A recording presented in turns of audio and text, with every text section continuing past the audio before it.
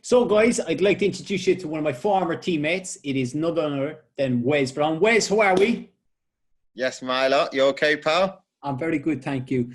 Geez, it's almost, 8-9 years ago since you signed for Sunderland and we became teammates. Do you look back with, good memories, fond memories of that time you had at Sunderland? Yeah, I had a brilliant time, mate. Obviously, it was different to what I was used to, but the lads were brilliant. And it was, also when I look back now, it was good sort of being on the other end of it as well, because it was tough. We had some tough years there. Yeah, no, definitely. I actually remember the day you came for your medical. I was back, coming back from one of my cruciate injuries, and you walked into the physio room, and there you were, and I was there thinking, it's weird because I had seen you, on television and with Manchester United, which we'll get into in a bit, but there you are in the flesh, and you were just like, "Hiya, mate, you all right? How's it going? I'm Wes," and all that, and you have this like idea in your mind of these Manchester United players and these England internationals, but then you were just so nice and so humble. It was incredible. Yeah, just a good upbringing, mate. Yeah. No, I think you have to be like that. I think in football it helps a lot as well. That would have been my first day, I think, of him, right? And just getting to know everyone and being nice, and that's probably just my character, mate. If I'm being quite honest, I was like that at United, and I was not going to change for Sunderland. Yeah, and of course, you have an Irish legend that you played with for many years who comes with you to Sunderland. Of course, it's John O'Shea. Did you get into conversation before, kind of going, look, Brucey wants me to come to Sunderland, and you're like, oh, he wants me to come too, and it was a little, will we go together? 100%, Myra, 100%.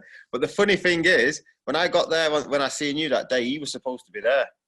So yeah. I was snapping in my head a bit, thinking, is he taking the mick?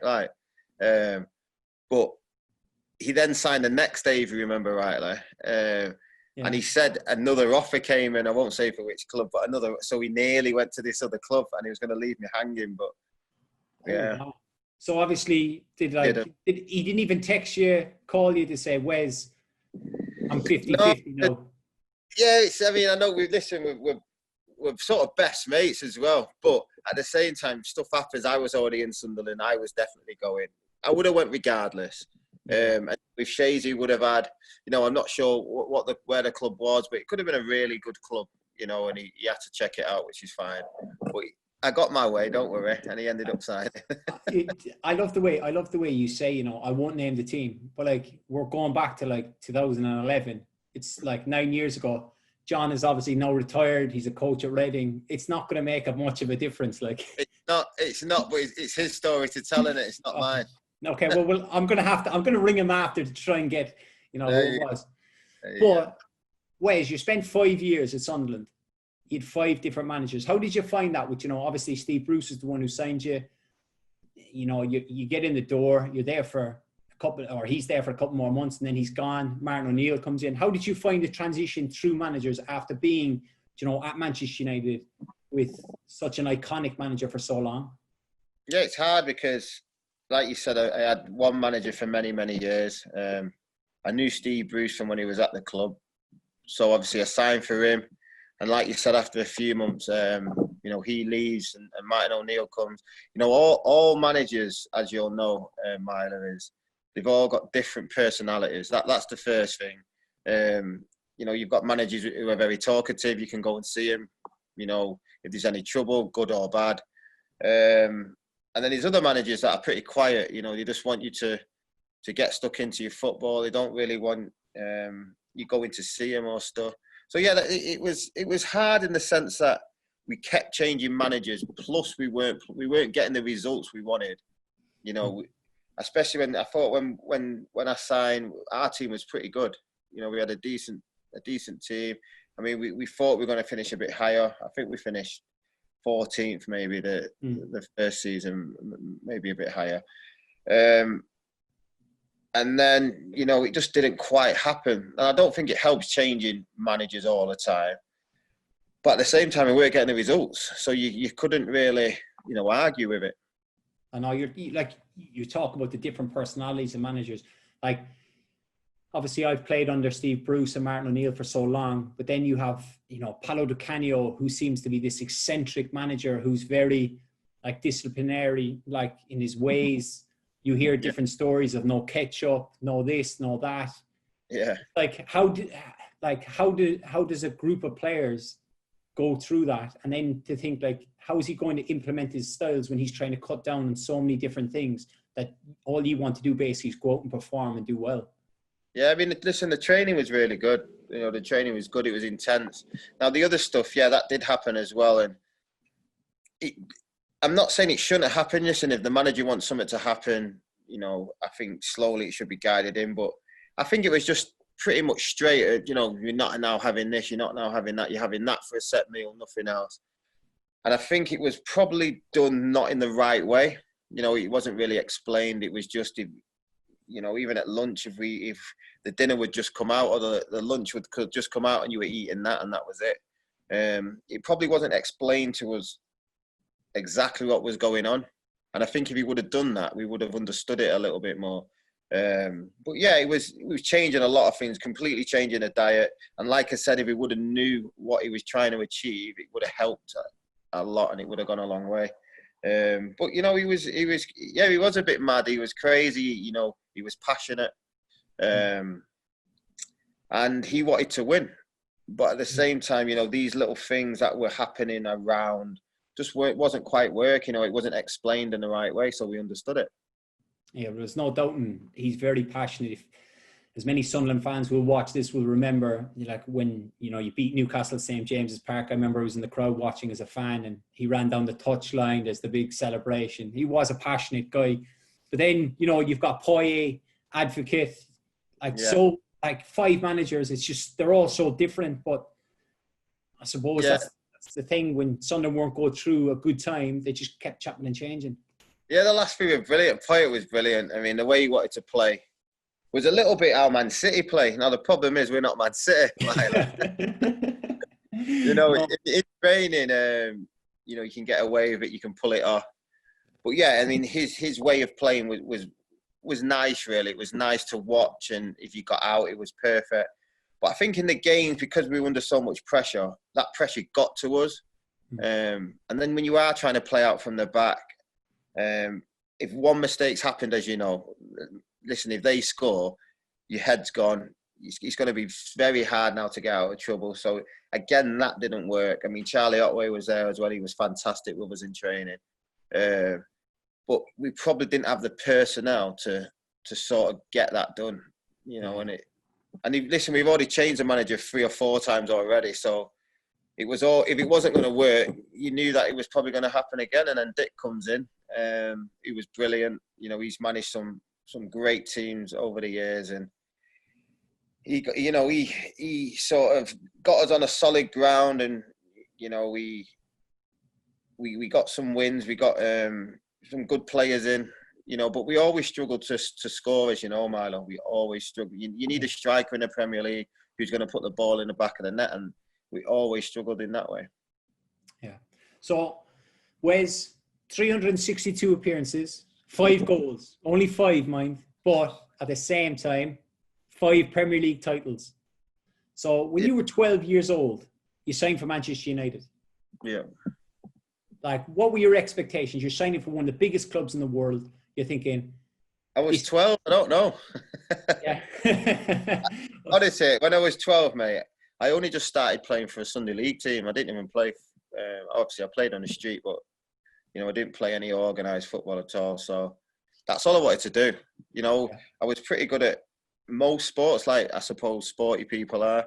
But football was always in the back of my mind. That's what I wanted to do. And, I know nowadays probably getting on a team at sort of 10, 11 is pretty late. But that's what I did. And, things moved pretty quickly from there. Yeah, well... Like, I need to, like, whenever a young boy comes through at Manchester United, I imagine the conversations even to this day, they've got to highlight the class of 92. They were just so iconic. But were they a huge inspiration for you of lads who'd come through from a young age? They've got the Nevilles, Beckham, Giggs had obviously come a little bit before them, but Button, Scholes. Like, you must be looking at them watching them train daily, aspiring to be like them to get into the first team? Yeah, of course. I mean, they started to play when I was still at school. I mean, I was watching them on the telly when, 14, 15, 16. And, when you are that age, you don't think it's going to happen to you. You're wishing it is. But you don't think it's going to happen to you. But, hard work, I always tell people hard work, commitment, you've got to sacrifice. Is people don't really put that in the window, but you have to sacrifice quite a lot. But like I said, I trained hard. Obviously, I knew I was good at football, but being a good footballer doesn't necessarily, get you there. You have to work and do things to the extreme, and that's what in my mind I just said I just want to try my best. If it's not good enough, it's not good enough. But luckily I was working hard and I got a chance. But watching them boys, I just knew that if I can impress the manager and the coaching staff, that I might get a chance, because, Man United at the time was a club where they did bring youngsters in. Even if listen, I could have played my debut and had a beast. I always tell people this. Might have had a beast, probably not would have had another chance for a good few months, but luckily I played well. And then the gaffer kept giving me more and more chances. But, I do feel like at Manchester United, if they can see talent and they think you've worked hard and you're good enough, they will give you an opportunity. Now, you've obviously touched on the gaffer, who, of course, was Sir Alex Ferguson. How big was he for you? And obviously, look, he's an iconic manager. He's arguably one of the best of all time. There's no doubting that. But how big was he for you? He was brilliant. I mean, especially coming from where I come from, I didn't really understand the world properly. He helped me there quite a lot. He told me what he wanted me to do. He told me what he needed from me. My mum and dad brought me up really well. So he had no problems on the politeness side and stuff like that. But he always gave me encouragement, and he made it very simple. I think that's one of his what he was genius at. He could spot your talent and make you do it, but very simply explain it to you what he wants. And it's not complicated. For instance, Wes, mark him today. That's all I want you to do. Don't give him a touch. That is all I would need. He didn't tell me how to do it. And I think he had that certain way with players, and everyone's different. So he'd probably approach it maybe Shazy might approach it in a different way, but he worked out everybody's personalities very, very early doors, and, mentally that helps everyone. Now, there must have been, at some stage, a few telling offs, a few hairdryer moments, as I call them. Did you have any from? Huh? Only a couple. I had loads, mate. Yeah, and any that obviously stand out in your mind that you think, like, you're on the pitch, a ball comes back, you're trying to play out, or you get a little bit excited and you go on a little dribble and you lose the ball and you can see the goal. Were you thinking in the back of your mind, oh no, when I get into the change room, he's coming straight for me? Yeah, do you know what's funny? Do you know the ones I always thought I'm getting it at half time, I probably didn't get? Yeah. This is truth. And then there was a couple of times, I remember one time at Leeds, he absolutely come for me. Full force. I actually thought I played okay. He was at the road as well. I actually thought I played well. I thought I'd come in. It was 0-0, and I was just thinking, right, okay, we've kept a clean sheet. And he just said, "Where's blah blah blah, sloppy, da da da." But I always remember going out and playing a lot better the second half. But what was funny about it is I remember my friend Mark Wilson, he was a year older than me, a midfielder. He come up to me after the game and said, "Do you remember when the gaffer was shouting at you?" He walked round the corner in the dressing room and said, "Oh, he played better now," and started laughing. So the gaffer was clever. He was very clever. I was one of them probably characters that if he shouted at me, I would play better. I would make myself play better. And you will probably know people who get shouted at or are telling off and they can go under. Do you know what I mean? And they don't really perform. But yeah, he did it to me quite a lot. Well, that just shows the testament to his managing skills, where he knows that he can come at you in one way. I imagine there's certain types then that were in that changing room like that he has to lay off. But yeah, obviously for this, I've been doing a bit of reading and researching on you, Wes, and he actually came out with a statement that you were the most natural defender Manchester United had produced for years. Like that is, if you think about the players going back, we touched on Steve Bruce, back to the early 90s.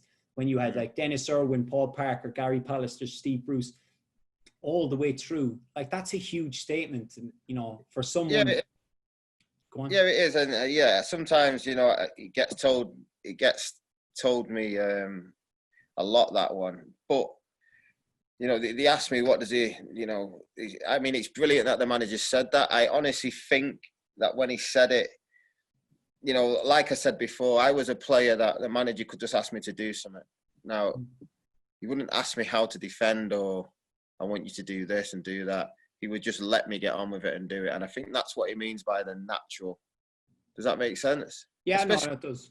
Especially when I was younger, he never taught me how to defend. He just used to let me go out and do it. And I think that's what he means when he says that. Okay. Well, that makes... It does. It makes complete sense. But either way, if it is your way or the way that I've taken it, it's still a huge compliment from someone who's... Yeah. Of course it is. But, every game I played for Man United, I always tried my best. And I think that's part of it as well. But yeah, it's a nice thing to say about someone.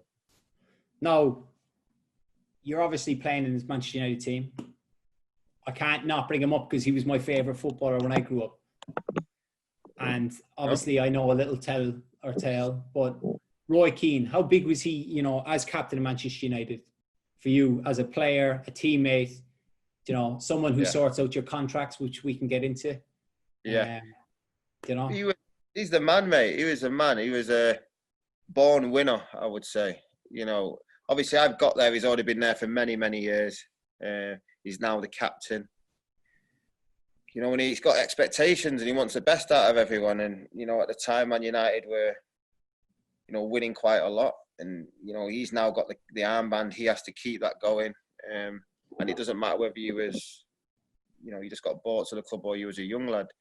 The expectation is, first of all, you've got to work hard and do the basics in a football game. And, that's what Roy Keane does. Yes, we know these other attributes you've got, but, he focuses on the basics as well. So listen, I understand it completely. If I'm not running and he thinks I can run harder, he will tell me, but these games when, people always take not the bad things, but the snaps that Roy Keane does. But, so many times he would compliment you at half-time walking off, keep on going, brilliant, son. Little things like this that obviously people don't talk as much about. But he was fantastic and, he was a role model. That's how, he probably would have took that, especially looking at Brian Robson when he was coming through. This never say die attitude. And he expected it from everyone. And I loved it. I thought it was brilliant. No, I fully agree with you. But obviously, there's a famous story that, obviously your contract was up for negotiation. And I believe Roy Keane and was it Gary Neville have gone in for contract talks on behalf of Wes Brown. That's true, yeah. Did you know what? This was early on in my career, though. This was probably my second contract. Obviously, I signed when I was 17, and it was the one after that. So it was like 20. Probably just after the treble season. And I remember just going up. And I said, listen, I'm going to have a word with Gaz. I had a word with Gaz, and he said, listen, I want Keno to look at it. And yeah, Keno was brilliant. And, for that one, sorted everything out. Fantastic. Listen, don't get me wrong. I didn't go up to him every day saying, Keno, what's happening? It wasn't as if training had finished, like, and you're walking in going, Roy, have you, been up to seeing the manager there about my contract or whatever? But that just shows you the type of, the type of person he is, that a lot of people are quick to, put on the negativity stuff or whatever, or the negative stuff, should I say. But, for him to, put his arm around you and say, look, I'll help you out. Because he thought highly of you at that stage, to then go in on behalf of you, to represent you, to get you the best deal that you could get. Yeah, I mean, he was brilliant. And obviously I didn't know how he would take it, but when I look back now, I'm only just asking for his help, and he was brilliant with it, along with Gaz.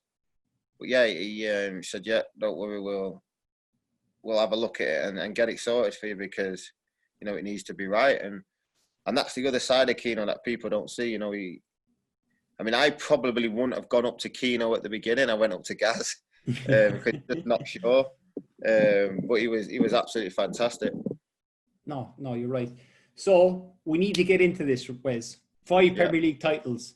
Should 2 be champions. 8. Should be 8. Not played enough games. I played 9 one season and needed one more. Oh, wow. Should be 8, though. So, obviously, you just highlighted you didn't play enough games in one season. What are the other 2? Oh, the same. I think I played 4, which I'm not that one, but there was one where I played 8 or 9 games. I scored one as well. But the rule changed, by the way, Milo. How many do you have to play? No, technically the rule is 5 games. I think when you would have started out. Another 2, mate, if that's the case. But yeah, officially it's 5, mate. Well, if you go back to when you started out, I believe, somebody would obviously correct me, but I believe it was 13 games and then it got changed to 10 and now it's at 5. Yeah. So you say there, there's 2 seasons that you don't have enough games. What's the third one? Same thing. No, same thing, mate. There's just not enough. I've played in the season, but just not played enough. Okay. Listen, 5's good enough. I'll take 5, mate. 5 is incredible. Do you know? Yeah, but I was there for the ones. Don't worry. Just I just didn't play enough, and that was the rules at the time. So that's how it goes. Yeah. Well, if you look at Liverpool and Man City, which we'll talk about in a little bit, but like Liverpool have waited 30 years for the Premier League title. Like Man City have won a couple over the last few years, but like you've got 5, and of course you have 2 Champions Leagues. You're one of 3 players to play in both. Like, yeah, I don't know what to say. I mean, listen, my first full season was a treble. Now that's the standard in my head that I'm thinking has to keep going every year, year in, year out, and that it was such a high standard that even when we used to finish second, Milo, we were devastated. If we got beat in a cup final, we'd be devastated. If we lost one league game, if we were doing really well, and we were still like sort of in first, pretty much fine. We're devastated. It's just the high standards that the manager wanted and the players wanted as well. Oh well, look, Manchester United is renowned for winning the Premier League title. Anywhere second down is unacceptable. Like you said, you should have had 8 Premier League titles. Like Giggsy, of course, is 13. Yeah. Do you think over the time the club, well, it hasn't. Would you say it's been a bit of a failure in the Champions League? Not really. I mean, listen, when you get to finals, which we did do quite often when I was still there, we got to 3 other finals. Obviously, the one in Moscow, one in Rome, and one at Wembley. Yeah. Now, when we get in the final there, it's hard. I mean, you beat Barcelona in 08 semi-final. Yeah. But you can see that they've already got this unbelievable team. The couple of years after the add-ons that they bring, and then like we said, we get them in the final both years, and we just didn't have enough. It's horrible because you've not won it again. You're the second best team in Europe, but that's not good enough. Do you know what I mean? But we had the squad there to do it. I mean, if you look at our squad, it was phenomenal, the players that we had. But we just couldn't quite get past that team. That probably will be, as time goes on, will be said to be one of the best teams ever produced, that Barcelona team. And, we were just a touch behind them, which is a shame, because to get to that many finals in so many years is an achievement in itself. Yeah, because you're looking at, what was it, 08, 2010 and 12, was it? To win one, as you said, you beat Barcelona in the semi-final. Yeah. And then that team comes through, those players grow and build and get better. And then, look, they dominated world football for the next 3 years. You even look at Spain winning the Euros in 2008, the World Cup, and then the Euros again. Yeah. The big thing is always, which we'll get into, is there's always this debate of which is the best Premier League team. Now, this Liverpool team, obviously, were so dominant last year. But first and foremost, I'll start with you. The 99 treble winning team, or the 2008, double winning team. I will. See, if you ask the younger generation, they'll always go 08. But believe me, to win that treble, it's different material, it's different league to actually do it. You know, it's nearly been done by a few clubs, but you just can't quite get there. In 2008, we got beat in a semi-final. Semi-final against Portsmouth. Now, we battered Portsmouth and we should have won the game, but we didn't. Does that make sense? Yeah, yeah. And listen, there's all sort of things that come into that, a bit of luck. You know, a bit of, I don't know, maybe something from the referee. You get a decision that wasn't yours or whatever. But, you know, for the 99, especially back then in the league, you still had 5 subs. Champions League, you had 7. You know, the strikers, I look at the 4 strikers we had, the midfield, the defence. You know, you can't beat it. I mean, I was there, I remember it. It's very hard for me to go anywhere else. You know what I mean? And I mean, I had this discussion once before, and we put all the, you know, the unbelievable teams in, like the Invincibles, Mourinho's, I think the first one. Obviously, Liverpool weren't there yet because Man City. That was the Man City team. The Man City team, and you know what? There was a player from every club, and they all said the 99 treble season, because on paper it's I'm not saying it's easy, but it's there. It's doable. But obviously, being involved and looking at it, I mean, it's going to be hard to repeat. I'm not going to lie, and I know other teams do it in other leagues, but we're talking about the Premier League. No, it's definitely like, there's a reason why it's only been done once. Yeah, you know, you look at Man City have dominated the Premier League until obviously Liverpool, but they've never been successful in Europe. Then you look at Liverpool, who've always done well in the Champions League. Or albeit you can say last year they were unlucky to lose, you know, the Premier League title by a point, but they still haven't won the FA Cup. And it's always a big thing. And I kind of agree with you that the younger generation who remember the 08 team, but like the 99 team, as you said, the 4 strikers of Cole, Sheringham, York, who am I missing? Solskjaer. Like, then you have the midfield of Keane, Scholes and Butt.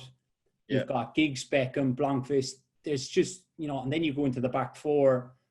It's just such an incredible team. And I think people are drawn to 08, you know, for like, you know, the Tevez, Rooney, and of course Ronaldo. Like, it's a big toss up, but you're one of, like I said, 3 people. There's you, Giggsy and Scholes have played all the way through. And I would value your opinion more. Like, of course, if you ask Rooney, he'll probably say 08. Or if you ask Nicky Butt, he'll say 99. You know, because they were those teams. But you played in both. Yeah, well, honestly, I'm telling the truth. And obviously, I didn't play in the 99 final. I was sub. But being there, I remember how stressing it was. Even once we win that semi-final, which was again one of the best games I've ever watched against Arsenal, when Giggsy scores that famous goal. It was probably the most nerve-wracking thing that I've ever watched.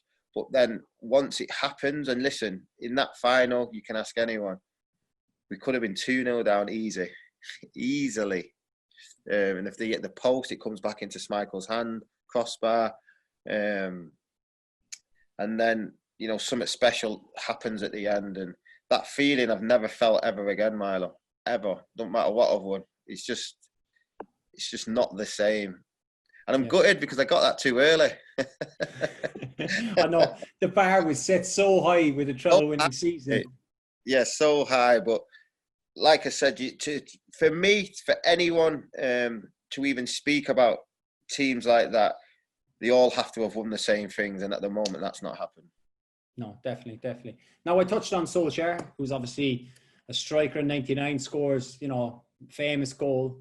He's obviously the Manchester United manager now. I know you'll be still wrapped up in it all and you'll still be keeping close contact and what have you. How do you think he's gotten on, you know, in his time as Manchester United manager? Yeah, well, I think it's all it's to see, really. I mean, he started off very well. And then it was a big dip, wasn't there? Big dip where, you know, we just couldn't get any wins. The players didn't look as fit as maybe they should have been. And then we started last season. And yeah, at the beginning you're thinking, are we going to get in top 4? And you know what? Not many people would have said, yeah, I think they're not going to do it. So, and again, there was games last season where you can see that you need players, I think. But listen, he will know that a few players stepped up as well. You know, he's brought some young lads in, obviously Mason and Brandon. But, you know, you could still say you needed players. And then obviously you get Bruno in. You know, just before we brought Bruno in, there was a little dip. We'd win a game, then we'd lose or we'd draw, and you know, and you can see this. You know, the aim was to get into top four. You know, it was Leicester's aim, it was Chelsea's aim, obviously Arsenal's aim, Tottenham's as well, and Sheffield United were there for, you know, a good period of time as well, just you know, battling it out. But you know, he got the lads going, and eventually we got there. I think once he brought Bruno, I don't think anyone expected the impact he would bring to the team, if I'm being quite honest. And I mean, all around the Premier League, he just sort of lifted everyone. And eventually we got into that top four. But I think, you know, the signings he has done, I think they've been good. I don't think you can really question them. You know, Dan James, I didn't think Dan James would play as much at all anyway. You know, coming from Swansea, Maguire would play, Wan-Bissaka would play. And there's been times, you know, when they have made mistakes, and I always say to people, you know, should they be making mistakes? Well, yeah, everyone makes a mistake. You don't want to be known as a player or a team that keep making mistakes, but it's going to happen at some point. But ultimately, they've been pretty solid. You know, I think the partnership and the defence, they've got on well. The front three have been firing. I think the problem is when one of them's not in. You know, Martial, Rashford, Mason. I think when one's taken out, the system has to change a little bit, and I think that's where we've probably not got the personnel to sort of fill it in. But you know, we've brought Donny now, and we'll see where he fits in. But hopefully we get some more signings, because we need a bigger squad. Yeah. Now, I just wanted to touch on your player of the season for Man United last year was in fact Tony Martial.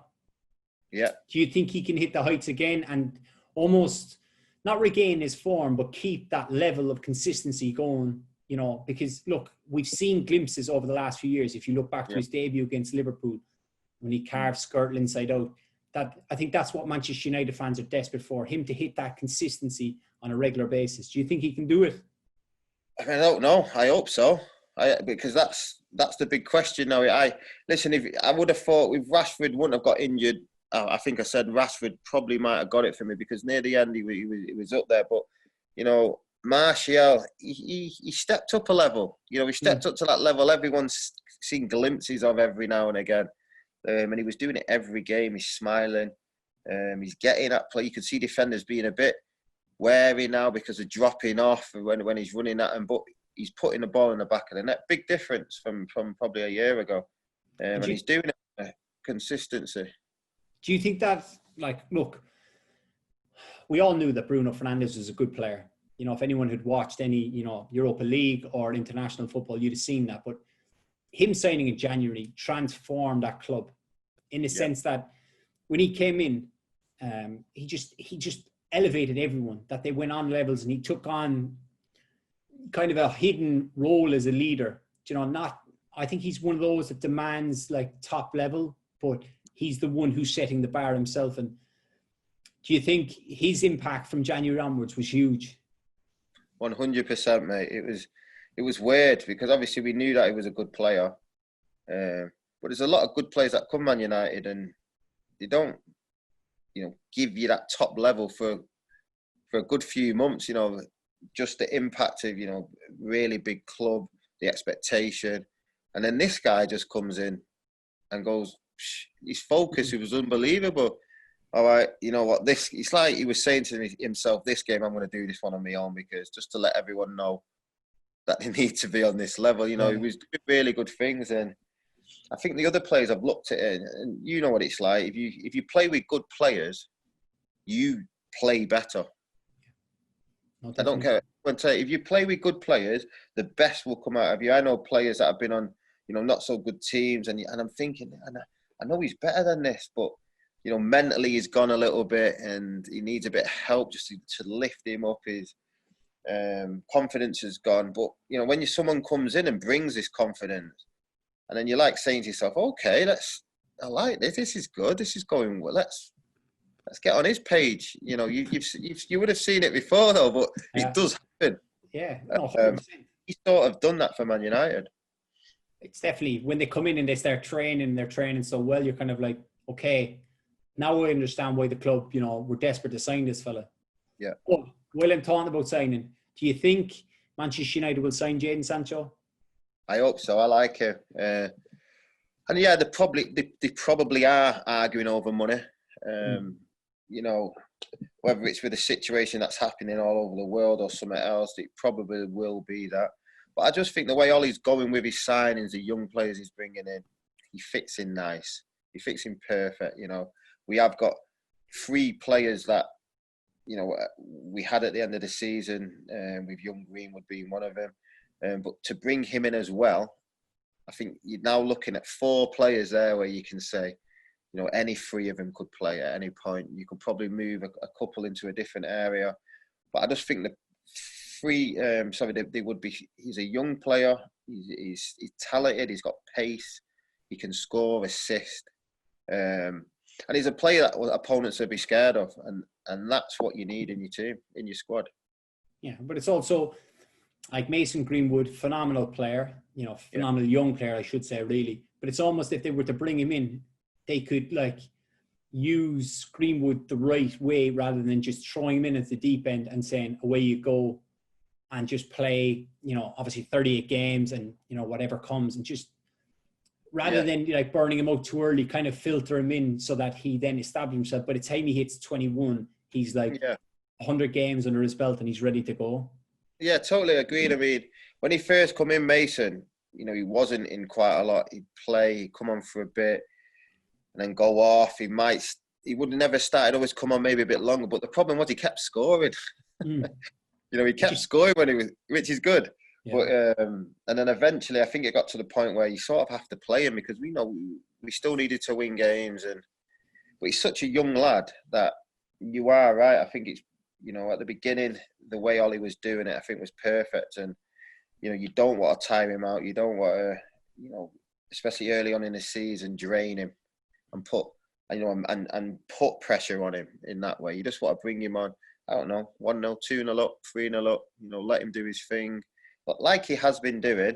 But yeah, I mean, to get that sort of third, I'm going to call them 3 strikers, the third, an extra striker on to help them 3. Is something that I think Ollie knows he needs. Yeah. Now, we've got to talk about, you know, Liverpool, Man City, who've been dominating, you know, well, Liverpool last year, Man City for the few years before that. Obviously, you're grow up a Manchester United fan. You're a Manchester United legend. You've won so much of them. How do you feel seeing those 2 clubs at the top end of English football and not seeing your beloved United? Yeah, it's different for me. Yeah. Oh, but I mean, you're talking about, well, we'll start with the City team first. I mean, you're talking about a fantastic team with quality, you know, and yes, they started from scratch and sort of and build the way up. But I mean, any footballer would understand that you see a good team when you see one. And first of all, the City team was that. And, you know, deserved everything that they got, really. I mean, they dominated for a good 3-4 years. You know, great players. And then obviously they did swap managers here and there. And then Pep came in and we all knew what Pep was like from being at obviously Barca, Bayern Munich. We knew what he would sort of bring to that City team, change him again the way they play and sort of playing that sort of Barcelona style. And then the Liverpool team, listen, as soon as I know you buy Van Dijk and Mane, I'm thinking, oh my God. Do you know what I mean? Because they are quality players. And I think Liverpool have always missed that centre half. You know, that dominant centre half that, you know, it will only take a month or 2 for other teams to understand that this is not going to be an easy game. And I think, obviously, he's brought that. But Klopp's been fantastic with his signings. I mean, Robertson, Arnold, you know, 2 players that play really high up, but obviously contribute to a lot of the the goals that Liverpool score. And then you've got the front three. Firmino, who for me does a fantastic job in his position. You know, you can half say he's not bothered about the limelight. He will just play his role perfectly and let Salah and Mane, you know, do the individual stuff. And he's got a fantastic team there. Obviously, Jordan Henderson, you know, young lad that come from Sunderland, your mate. He's gone to. He's obviously gone there. He's worked hard. He's committed. Got the captaincy, you know, and been absolutely brilliant. So listen. I will never hammer a good team because I've been in many. You know, I've been in probably 3 different squads that have won stuff, and I can see that, you know, them 2 teams that you just mentioned are definitely up there because not just by quality but mental strength and the way they go about the games. And to finish, Wes, why did you laugh? Why did you laugh when I said Jordan? Well, my mate, because everyone just says that to me. Goes, "Oh, he's your mate." No. Yeah, but he's your mate, though, innit? So what's the matter? There's no problem. It's just I wasn't expecting you to go, "Your mate." Yeah. Yeah. Sorry, man. It's like when I say Shazy, I'll say, "Oh, it's Wes's mate." Exactly. I wouldn't be bothered. Yeah, no, I just didn't expect you to say it. But Wes, to wrap up, who's winning the Premier League? Oh, even being honest, it's got to be between Liverpool and City. For the simple fact that, you know, Liverpool will want to retain a title. You know, not a lot of signing being done from Klopp. Not, you know, but I still feel like, even after watching that first game at the weekend, you know, tough game against Leeds. I thought Leeds were really good as well, by the way. But, you know, sometimes you can see the quality come out. And yes, they let 3 in. But when you've got players like that up front who can score goals, especially the way Salah can, they're always going to be in the hunt. And obviously that they will want to retain the title as well. I think Chelsea have spent a lot of money. A lot of money. And I'm expecting them to be brilliant. And I just don't know if that's going to work as well as, you know, as they think it is. Because the expectation for them now is massive. I mean, they've spent to actually win the Premier League. And I don't know if that, you know, if they've got enough and so early on to do that. City will always be there. And United, again, if they sign players, they will challenge in different areas. But, I mean, it's for Liverpool to lose in the sense they were so good last year. The points tally that they won it by. But, you know, as long as they don't take the foot off the gas, because I've seen teams do that as well. When, you know, you've won a league and then you sort of ease off. If anything, they've got to play even harder this year and work harder because teams, you know, if they've stepped the foot off the gas, teams will get goals here and there against them.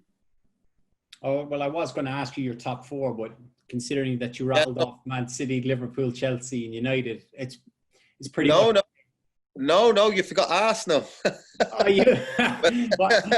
I thought you were just going to dismiss them because they were the first 4 that came to your head.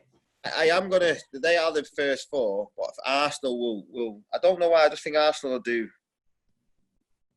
unexpected things this season for some reason. Did you watch them against Fulham? Yeah, I love Willian, you see. I love him. And against Fulham, listen, I've probably predicted Fulham to go straight back down. And I know that's bad, but for obvious reasons, you know, you have to stay in the Premier League, you have to get really lucky or spend. And I just can't see how Fulham, especially after watching that as well, are going to get goals.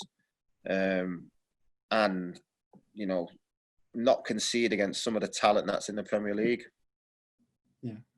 You see, like, I know you're talking there about, you know, Fulham, you know, you need to spend, but on the flip side, that 2 years ago, they spent whatever it was, 100+ million and went straight back down. So it shows you how difficult it is to not only buy the right players, but they've got to have the right, you know, characteristics, good personalities, buy into what the team, the club is about. It's just so difficult. It is difficult, Ryder, and like you just said, it is about the right balance. You know, you could buy a player and it could be an absolute idiot. If you know what yeah, but it can happen though, can't it? It can happen. 100%. You've seen it, I've seen it. You can buy, it just doesn't fit in at all, being a nuisance, disrupting everything. And that's, so I can completely understand what you're saying. Well, Wes, I'd like to thank you for today. It's great to talk to you. Great to see you. Look after yourself and we'll keep in touch. And you, pal. See you later, mate. See you later, buddy.